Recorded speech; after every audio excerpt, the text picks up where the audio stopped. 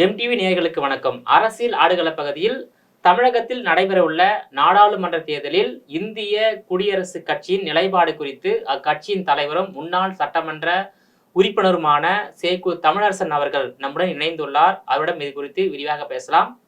ஐயா வணக்கம். வணக்கம். தமிழ்நாட்டில் 4 முனை போட்டி நிலவுகிறது. ஆளுகின்ற திமுக தலைமையிலான பலம் வாய்ந்த கூட்டணி, மத்தியில் ஆளுகின்ற பாஜக தலைமையிலான ஒரு கூட்டணி, அதிமுக தலைமையிலான ஒரு கூட்டணி, அதையும் தாண்டி நாம் தமிழர் என்ற கட்சி தனித்தே களம் காண்கிறது. இந்த 4 முனை போட்டியை நீங்க எப்படி பாக்குறீங்க சார்? இது பெயரளவில் தான் 4 முனை கூட்டணி.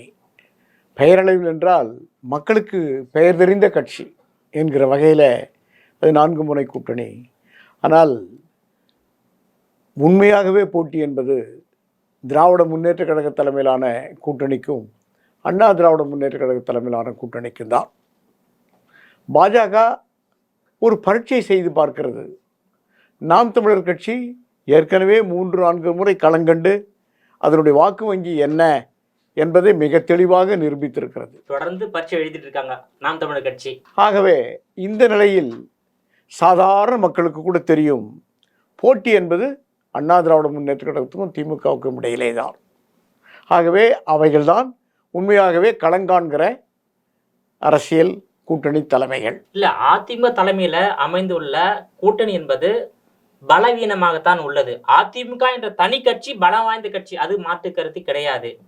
ஆனா பாஜக தலைமையில் அமைந்துள்ள கூட்டணி பலமாகத்தான் இருக்கின்றது. ஏன்னா பாமக என்ற ஒரு கட்சி பாஜகவில் இணைந்துள்ளதால் பாஜக தற்போது தமிழ்நாட்டில் 2வது பெரிய கூட்டணி கட்சியாக விளங்குகிறது. இதை எப்படி பார்க்குறீங்க? இல்லை, பாமகவே தன்னுடைய வாக்கு வங்கியை நாம் சொல்ல வேண்டிய அவசியமே இல்லை. ஏற்கனவே அதுவே ஒரு தேர்விலே நிரூபித்து காட்டியிருக்கிறது. மாற்றம் முன்னேற்றம் என்றெல்லாம் அமெரிக்க அதிபர் ஒபாமாவை போல அற்புதமான ஒரு முழக்கத்தை எல்லாம் முன்வைத்து டாக்டர் அன்புமணி தலைமையில் தமிழகத்தில் நாங்கள் ஆட்சியை பிடிப்போம் என ஒரு கூட்டணி தேர்தலில் போட்டிக்கிட்டு எவ்வளோ வாக்களை பெற்றது, எவ்வளவு தொகுதிகளிலே கணிசமான வாக்களை பெற்றது, எத்தனை தொகுதிகளில் அது வைப்பு தொகையை திரும்ப பெற்றது, எத்தனை தொகுதிகளில் அது 2வது இடத்துக்காவது வர முடிந்தது, இதுவெல்லாம் ஏற்கனவே நிரூபிக்கப்பட்ட செய்திகள். ஆகவே பாமக பாஜகவோடு இணைந்திருக்கிறது, சேர்ந்திருக்கிறது, கூட்டணி கண்டிருக்கிறது என்பதனாலேயே அது ஒரு பலம் வாய்ந்த கூட்டணி என்று நாம் கருதிவிட முடியாது. பாமகவினுடைய செல்வாக்கு சில மாவட்டங்களிலே தான், ஒட்டுமொத்த தமிழகத்திலே கூட அதற்கு செல்வாக்கு இருக்கிறது என்பது அவர்களாலே ஏற்றுக்கொள்ள முடியாத ஒரு உண்மை. அண்ணாமலை அவர்கள் தமிழக தலைவராக பொறுப்பேற்ற பின்னாலே அதை ஒரு பேசப்படுகிற இயக்கமாக மாற்றியிருக்கிறார். அதில் மாறுபட்ட கருத்து இல்லை. ஆனால் மக்கள் ஏற்றுக்கொள்கிற இயக்கமாக மாற்றியிருக்கிறாரா? கோடிக்கணக்கான தொண்டர்கள் அணிவகுத்து பின்பற்றுகிற ஒரு இயக்கமாக அதை மாற்றியிருக்கிறாரா? அல்லது தமிழக அரசியலிலே ஒரு கொள்கை வாய்ந்த சரி வாய்ந்த ஒரு இயக்கமாக அண்ணாமலை அது உருவாக்கி இருக்கிறாரா என்றால் அந்த கேள்விக்கு சரியான பதில் ஜூன் 2ஆம் தேதி தெரிந்துவிடும். பாஜக தேசிய கட்சியாக இருக்கின்றது. தொடர்ந்து அது 9 ஆண்டு காலமாக ஆளுங்கட்சி, 10 ஆண்டு காலமாக 9 ஆண்டு காலத்துக்கு மேலே நிறைந்து 10 ஆண்டு காலம் முடிய போகிறது. 10 ஆண்டு கால ஆளுங்கட்சி, 10 ஆண்டு கால ஆளுங்கட்சிக்கு தமிழகத்தில் இந்த விளம்பரம் கூட இல்லை என்றால் அது எப்படி இல்லாமல் போகும்? அதாவது விமர்சிப்பதற்காவது பாஜகவை பேசணுமா இல்லையா? இந்த பாஜகவுடைய தவறுகளை சுட்டி காட்டுவதற்காவது பாஜகவை சொல்ல வேண்டுமா இல்லையா? அப்படியாவது ஒரு பேசப்படுகிற இயக்கமாக தானே இருந்திருக்க முடியும். ஆகவே 10 ஆண்டு காலமாக மத்தியில் மக்கள் விரோத நடவடிக்கைகளிலே அப்படியே மக்கள் விரோத, மக்களை பிரித்தாளுகிற, மக்களை திசை திருப்புகிற, மக்களை இன்னும் பழமைவாதத்துக்கு கொண்டு போகிற இப்படிப்பட்ட நடவடிக்கைகளில் ஈடுபட்டிருக்கிற ஒரு மத்திய அரசியல் ஆளுங்கட்சியை எப்படி பேசாமல் இருக்க முடியும்? ஆக அது பேசப்படுகிற கட்சி, ஆனால் ஏற்றுக்கொள்கிற கட்சியா என்பது நான் ஏற்கனவே சொன்னதை போல ஜூன் 2 வெளிச்சமாகி. தமிழ்நாட்டில் ஒன்றா ஏற்றுக்கொள்ளாமல் போனாலும் போகலாம் பாஜகவில். மற்ற மாநிலங்களில் பாஜகவை ஏற்றுக்கொள்கின்ற மனநிலையில் மக்கள் இருக்கின்றார்கள். சவுத் இந்தியாவில் பாஜக வீக்கா இருக்கிறாங்க. ஒரு 120 தொகுதியில் பாஜக வீக்கா இருக்கிறாங்க. ஆனால் மற்ற மாநிலங்களில் பாஜக ஸ்ட்ரென்த்தா இருக்கிறாங்க. அதை வச்சு தானே தொடர்ந்து 2 முறை ஆட்சிக்கு வந்தாங்க. இல்லை, அதுக்கு என்ன காரணம்? அடிப்படை காரணம் 1967க்கு பிறகு இங்கே மத்திய தேசிய என்று சொல்லப்படுகிற கட்சிகள் எதுவுமே செல்லாதவைகள் ஆகிவிட்டது. 67க்கு பிறகு திமுக காங்கிரஸ் என்ற இந்த நிலை மாறி 77ல் திமுக அதிமுக, 77க்கு பிறகு இந்த ரெண்டு கட்சி தான். 67ல் திமுக வந்தது, காங்கிரஸை முழுக்க முழுக்க வீழ்த்தியது. பிறகு 77ல் அதிமுக அது அனைத்து தேசிய கட்சிகளையும் வீழ்த்தியது. ஆக 67ல் இருந்த இன்று வரையில் ஏறக்குறைய 57 ஆண்டுகளாக இவ்வளவு ஆண்டு காலமாக ரெண்டு தலைமுறை இங்கே தேசிய கட்சிகளுக்கு வேலை இல்லாமல் போனது. ஆக இந்த மண்ணினுடைய தன்மை அப்படி. ஆக இப்போது அது பேசப்படுவதற்கே இல்லை. ஆனா இன்றைய நிலவரம் பார்த்தீங்கன்னாக்கா, முதல் இடத்துல திமுக கூட்டணியும், 2ஆம் இடத்துல பாஜக கூட்டணியும், 3ஆம் இடத்துல அதிமுக கூட்டணியும் இருக்கின்றது, 4ஆம் இடத்துல நாம் தமிழ் கட்சி இருக்கின்றது. ஆனா இதற்கு முன்பாக ஆளுங்கட்சியாக எது இருக்கின்றதோ அது முதல் இடத்திலும், எதிர்கட்சியாக எது இருக்கிறதோ அது இந்த இடத்துல இருக்கும். ஆனா இப்போ தலைகீழாக மாறிவிட்டது. எதிர்கட்சியாக உள்ள அதிமுக 3ஆம் இடத்தில் இருப்பதாகத்தான் பேசப்படுகிறது. ஏன்னா அந்த அளவுக்கு அந்த பாஜக ஒரு பேசக்கூடிய கட்சியாக அது தலைவர் அண்ணாமலை மாற்றி உள்ளார்.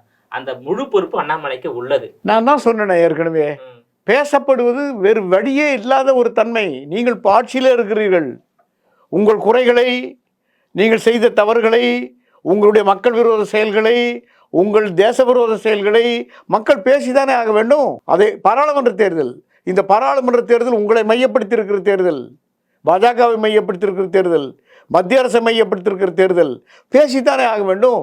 பேசப்படுவதனாலேயே நீங்கள் சக்தி பெற்றவர்கள், வலிமை பெற்றவர்கள், ஆதரவு பெற்றவர்கள் என்றெல்லாம் நீங்கள் கருதிவிட முடியாதே.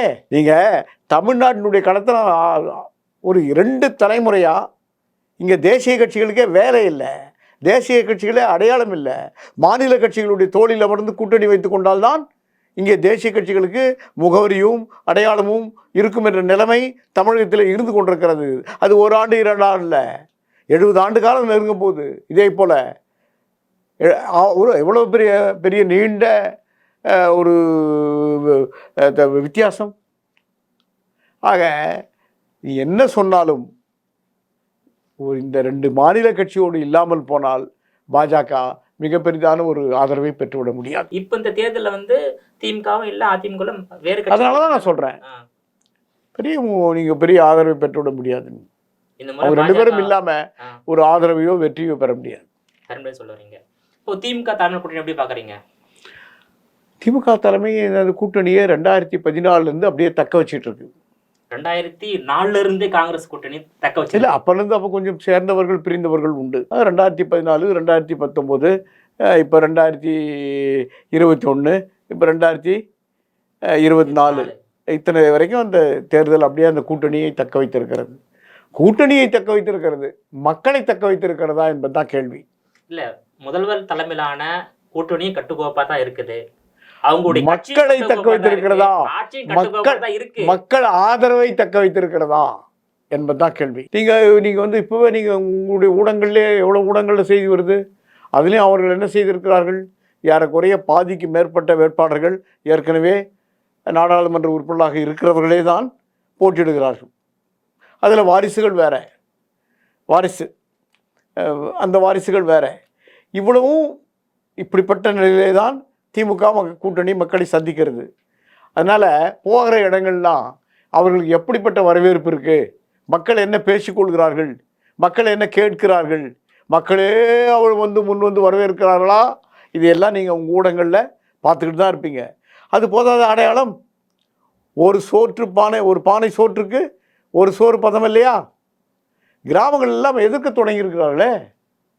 நீங்கள் இப்போதான் என்ன விதவிதமான வேடிக்கையான சுவரொட்டியெல்லாம் வெளிவருது. கண்டா வர சொல்லுங்கன்னு இப்படிப்பட்ட சுவரொட்டிகள் எல்லாம் எந்த காலத்தில் பார்த்தோம்? இதுவெல்லாம் இந்த அரசுக்கான உரைகள், மக்கள் மனது எப்படி இருக்கிறது என்பதற்கான அடையாளம். ஆகவே திமுக மக்கள் எதிர்ப்பை இந்த களத்திலே பார்த்து கொண்டிருக்கிறது. ஓகே, திமுக தலைமையிலான கூட்டணிக்கான வெற்றி வாய்ப்பு தமிழ்நாட்டில் எப்படி இருக்கு சார்?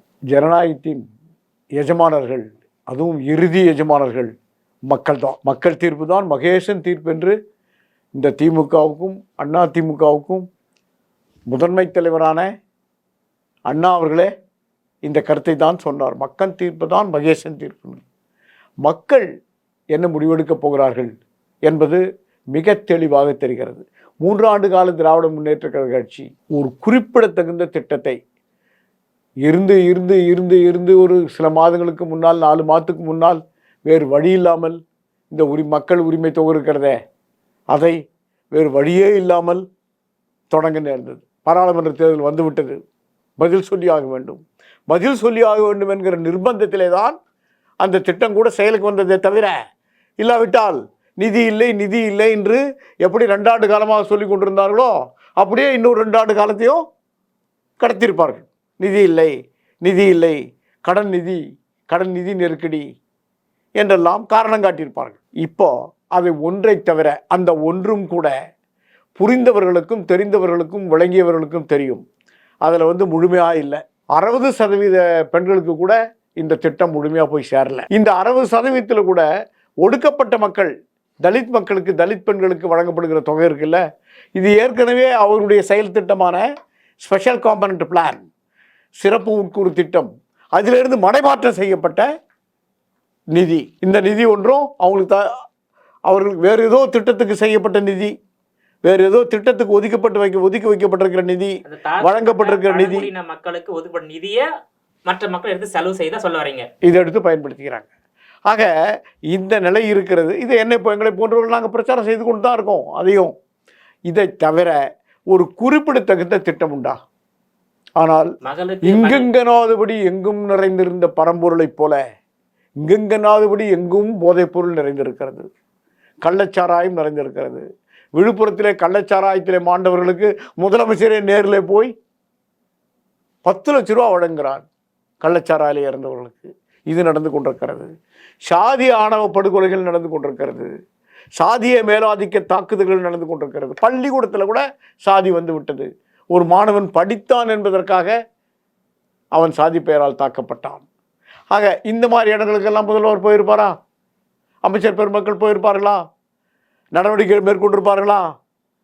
ஆதரவு வழங்கியிருப்பார்களா? ஏதாவது நிவாரணம் தந்திருப்பார்களா? நீதியை நிலைநாட்டுவதற்கு யாருக்காவது தண்டனை பெற்று தந்திருப்பார்களா? வேங்க வயலில் ஒரு சின்ன கிராமத்தில் நடந்த அந்த கிராமத்தில் குடிநீர் தொட்டியில் மலம் கலக்கப்பட்டது. எவ்வளவு பெரிய இழிவு, எவ்வளவு பெரிய கொடுமை, எவ்வளவு பெரிய அராஜகம், மனிதனே மற்ற ஒரு காட்டு மிராண்டித்தனம். ஆனால் இதுவரையிலும் 1.5 ஆண்டு காலமாக ஒரு குக்கு கிராமத்தில் குற்றவாளிகளை கண்டறிய முடியவில்லை. எத்தனை படை, 7 படை, எத்தனை சோதனை, இரத்த பரிசோதனை, மலம் பரிசோதனை, குரல் பரிசோதனை, மரபு பரிசோதனை, எத்தனை பரிசோதனை, இன்னும் எவ்வளவு காலத்துக்கு பரிசோதனை தொடரும்? இதற்கெல்லாம் நீதி இங்கே உங்கள் அலுவலகம் இருக்கிறது, எங்கள் பக்கத்தில் இருக்கிற வேளச்சேரியில் ஒரு சாதிய ஆணவ படுகொலை, மாநகரத்தில் நீதி கிடைத்ததா? நியாயம் கிடைத்ததா? நிவாரணம் கிடைத்ததா? இதுதான் சமூக நீதியா? இப்படி மக்கள் பேசுகிறார்கள். போகிற இடமெல்லாம் எந்த பக்கம் போனாலும் இந்த கேள்விகள் எழுகிறது. இது எல்லாம் இந்த அரசாங்கம் எதிர்நோக்கி இருக்கிறது. ஆனால் அப்படி இருந்தும் திமுக 1967 இருந்து இதுவரையில் 6 முறை தமிழ்நாட்டை ஆண்டு இருக்கு. அது உங்களுக்கு தெரியும். எந்த ஒரு கட்சியும் மக்களுடைய செல்வாக்கு இல்லாமல் நிலைத்து நீடிக்க முடியாது. ஆனால் 6 முறை ஜெயிச்சிருக்காங்க. அதே போல் அதிமுக 7 முறை தமிழ்நாட்டை ஆண்டு இருக்காங்க. இல்லைப்பா, இன்றைக்கும் அண்ணா வந்தார், அடுத்த மாதத்திலேயே சுயமரியாதை திருமண சட்டத்துக்கு அங்கீகாரம் தந்தார். அண்ணா வந்தார், அடுத்த சில மாதங்களிலேயே அவர் ஆட்சியில் இருந்ததே உலகாலம் 2 ஆண்டுகள். அவ்வளோ 2 ஆண்டுகள் முழுமையாக இல்லை. 67-69 வரையில 2 ஆண்டுகள் முழுமை பெறவில்லை. இந்த நாம் மாநிலத்துக்கு தமிழ்நாடு பெயர் வைத்தார், அண்ணா வந்தார், இதையெல்லாம் செய்தார் என்று நாம் இன்றைக்கும் சொல்ல முடிகிறது. புரட்சித் தலைவர் எம்ஜிஆர் இருந்தார், ஒரு சத்துணவு திட்டத்தை கொண்டு வந்தார், 1000 கோடிக்கணக்கான குழந்தைகள் பசியாறியது. இப்படி புரட்சியாளி அம்மா வந்தார், அவர் ஒரு ஸ்கூட்டர் திருக்கிற திட்டத்தை கொண்டு வந்தார். இப்படி சொல்லுவதற்கான திட்டங்கள் இருக்கிறதே. இவர்கள் காலத்தில் ஏதாவது சொல்லுங்களேன், விரல் விட்டு சொல்லுங்களேன். அப்படி குறிப்பிடப்பட்ட திட்டம், ஒரு அரசாங்கத்தினுடைய திட்டம், நலத்திட்டம். நம்முடைய அரசாங்கங்களுக்கே என்ன பெயர்? ஜனநாயகத்தில் நம்முடைய அரசாங்கத்துக்கே, அது மத்திய அரசானாலும் மாநில அரசானாலும், இதற்கு பெயரே வெல்ஃபேர் கவர்மெண்ட், நல அரசு, மக்கள் நல அரசு, மக்கள் நல சார்ந்த அரசு. மக்கள் நல சார்ந்த அரசு. மக்கள் நலன்னா அது கடைசி கோடியில் இருக்கிறவனுக்கு, வறுமையில் இருக்கிறவனுக்கு, வாழ முடியாமல் இருக்கிறவனுக்கு, அடுத்த வேளை சாப்பாட்டுக்கு இல்லாமல் பசியோடு உறங்குறவனுக்கு, இருக்க இடம் இல்லாமல், உண்ண உணவில்லாமல், உடுக்க உடை இல்லாமல் இருக்கிறவனுக்கு, அவனுக்கு போய் சேர்ற திட்டங்கள், அவன் உழைப்புக்கான அங்கீகாரம், அவன் ஒரு குடிமகன், இந்த நாட்டு குடிமகன், அவன் இந்த நாட்டுக்கு குடிமகனாக மட்டுமல்ல உழைக்கும் வர்க்கத்தை சேர்ந்தவன், அவனுக்கு போய் சேரணும்னு திட்டங்கள் வரணும். அண்ணா கூட ஒரு முறை கேலியாக சொன்னார், நான் நலத்திட்டத்தை பற்றி என்ன சொல்லுவேன்னா, அது ஐஸ்கிரீம் மாதிரி, கைக்கு கை மாறினா கை மாறினா கரைஞ்சிக்கிட்டே போகும், கடைசி நபருக்கு அது குடிநீராக போனால் கூட பரவாயில்லேன்னு. ஐஸ்கிரீம் குடிக்கிற தண்ணியாக கூட போய் சேர்ந்தால் கூட பரவாயில்ல, அது கரைந்து கொண்டே போகும்னாட்டு. அப்படி கரைந்து கொண்டே போகிற நிலைமை தான் இருக்குது. என்ன கடைசி குடி இன்னைக்கு வந்து இன்னைக்கு எவ்வளோ காலம் குடிசைகளை ஒழிப்போம், குடிசைகளை ஒழிப்போம், குடிசைகளை ஒழிப்போம், குடிசைகள் இல்லாத தமிழ்நாடு இருக்கிறதா? இல்ல, குடிசைகளை ஒழிப்புன்னு குடிசை மாற்று வாரியம் கொண்டு வந்ததே திமுக அரசாங்கம் தானே சார். நம்ம அது வந்து ஒரு அரசாங்கத்தினுடைய குறைகளும் சொல்லி ஆகணும், நிறைகளையும் சொல்லி ஆகணும். அது அது நம்முடைய கடமை. அது இல்ல. இப்போ தமிழ்நாட்டுல சென்னையில குடிசை மாற்று வாரியம் கொண்டு வந்தது திமுக அரசாங்கம் தான். உங்களுக்கு தெரியல சார்? அது தமிழ்நாட்டில் அவர்கள் அறிமுகப்படுத்தியவர்கள். ஆனால் இந்த திட்டத்தை கொண்டு வந்ததற்கு அவர்கள் முழு சொந்தம் கொண்டாட முடியாது. இந்தியாவில் இது முதல் செயல்படுத்தப்பட்டது, தொடங்கப்பட்டது மும்பை தாராவியில், அன்றைக்கு பம்பாய், இன்றைக்கு மும்பை. பம்பாய் தாராவியில் அங்கே இருக்கிற இந்தியாவினுடைய மிகப்பெரிய குடிசை பகுதி பம்பாய் தாராவி தான். இந்தியாவின் மட்டும் இல்லை, ஆசியாவிலேயே மிகப்பெரிய குடிசை பகுதி தாராவி தான். அந்த தாராவி பகுதியிலே தான் முதல் குடிசை மாற்று வாரியமே கொண்டு வரப்பட்டது. அந்த குடிசை மாற்று வாரியத்தினுடைய பேட்டர்ன், அதனுடைய வடிவத்தை தான் இங்கிருந்து நான் ஒன்று நீங்கள் கேட்ட உடனே நான் பதில் சொல்ல தயார். நானும் ஒரு அரை நூற்றாண்டு காலம் தமிழக அரசியலில் இருக்கிறேன், ஒடுக்கப்பட்ட மக்கள் அரசியலில் இருக்கேன். இங்கிருந்து அன்றைக்கு வீட்டு வசதித்துறை செயலாளராக இருந்த மறைந்த திரு VS சுப்பையா IAS அவர்கள் இங்கிருந்து முதல்ல போய் அதை பார்த்து அதை தெரிந்து கொண்டு வந்து, அன்றைக்கு இங்கே இருக்கிற வீட்டு வசதித்துறை அமைச்சர் ராசாராம் அவர்களிடம் இதை சொல்லி, அவரும் அங்கே போய் அதை பார்த்து அதை அவர்கள் கொண்டு வந்து இதை கலைஞரிடம் வைத்து, கலைஞரிடம் பலமுறை வலியுறுத்தி இந்த திட்டம் வந்தது. சரி, பரவாயில்ல. இப்போ திருப்பியும் அந்த திட்டத்துக்கு பிறகு நீங்கள் ஆண்ட காலம் உண்டு. இப்போது தொடங்கிய பகுதியிலே என்ன ஆச்சு? இடம் பிரச்சனையாச்சு, இட சிக்கலாச்சு. இப்போ இங்கே குடிசை மாற்று வாரியம்லாம் இருக்குல்ல, இங்கே பக்கத்தில் இருக்கிற கண்ணகி நகர், செம்மஞ்சேரி, இதெல்லாம் எங்கிருந்து காலி பண்ணப்பட்ட இடம்? எங்கிருந்து வெளியேற்றப்பட்டு எப்படி இங்கே வந்து குடியேறினார்கள்? சென்னையிலிருந்து. சென்னையில் இருக்கிற பல லட்ச குடிசைகள் இன்றைக்கு வெளியேற்றப்பட்டிருக்கு. திமுக ஆட்சி காலங்களில் மட்டும் பல லட்சம் குடிசைகள். நீங்கள் அதுக்கு பேர் மாற்று வாரியம் இல்லை, அகற்றுவது. அது வந்து அகற்றி விட்டு நீங்க அடையாளத்துக்கு நீங்க ஒரு 1000 குடிசைகளை அகற்றினால் ஒரு 200 பேருக்கு வீடு கொடுத்து அடையாளப்படுத்தும். அது குடிசைகள் இருங்க, நான் முழுக்க அதாவது நீங்க 1000 குடிசைகள் அகற்றப்பட்டால், 1000 குடும்பங்கள் அகற்றப்பட்டால் 200 குடும்பங்களுக்கு உங்களுடைய குடியிருப்பு கூட தரப்பட்டிருக்கும்.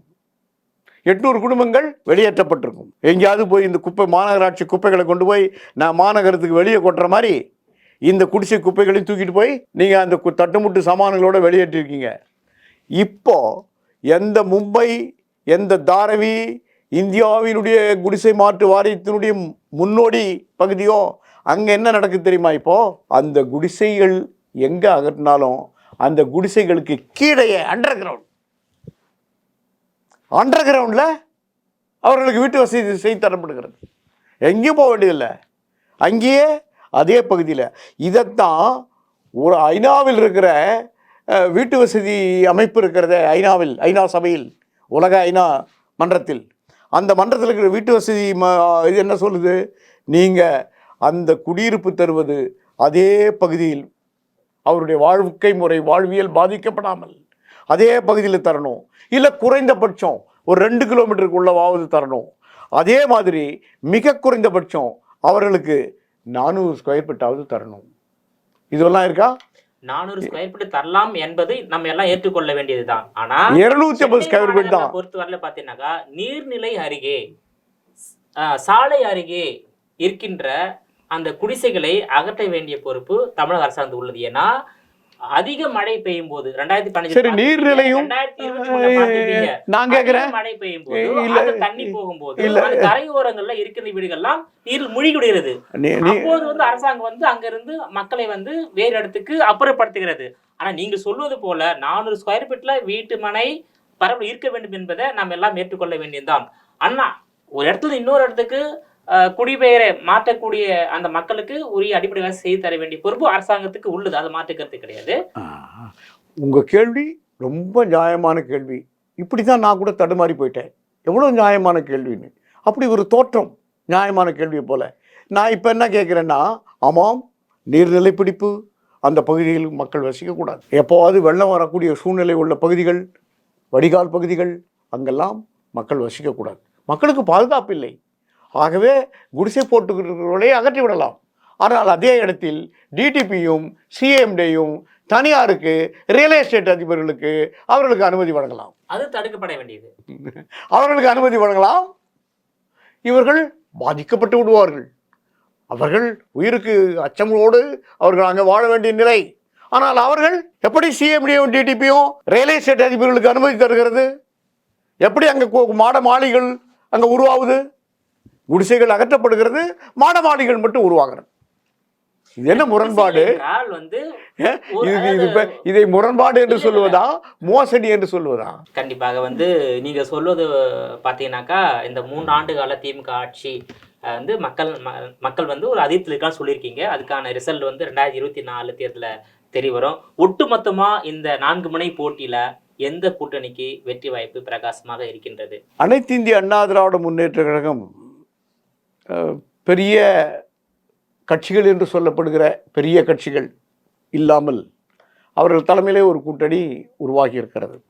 2014 அந்த மோடியா இந்த லேடியா என கேள்வி எழுப்பி ஒரு மாபெரும் வெற்றியை அவர்கள் பெற்றார். இதே போல ஒரு ஊடகத்தில் ஒரு மூத்த ஒரு ஊடகவியலாளர் என்னை கேள்வி கேட்டார். இது எப்படி, எந்த கணக்கிலும், எந்த ஆய்விலும், எந்த புள்ளி விவரத்திலும் அதுக்கான வாய்ப்பே இல்லையேன்னு. நான் சொன்னேன், மக்கள் வெகுண்டெழுந்தால், மக்கள் முடிவெடுத்தால், மக்கள் ஒன்றுபட்டால் கூட்டணிகளுக்கெல்லாம் வேலையே இல்லை. கூட்டணிகளுக்கெல்லாம் வேலையே இல்லை. அது நடக்கும். இந்த தேர்தலில் பாருங்கன்னு நடந்தது. மிகப்பெரிய வெற்றியை அன்றைக்கு புரட்சித்தலைவர் பெற அந்த சூழ்நிலையை இந்த இப்போது பிரச்சாரம் தொடங்கப்பட்டிருக்கு. 2019 38 இடத்துல வந்து திமுக வெற்றி பெற்றது.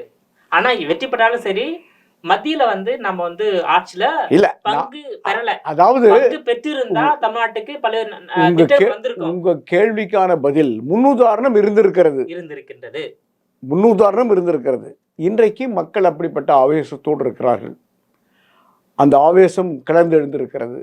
அவர்கள் ஒன்று சேர தொடங்கியிருக்கிறார்கள், பேச தொடங்கியிருக்கிறார்கள், சிந்திக்க தொடங்கியிருக்கிறார்கள்.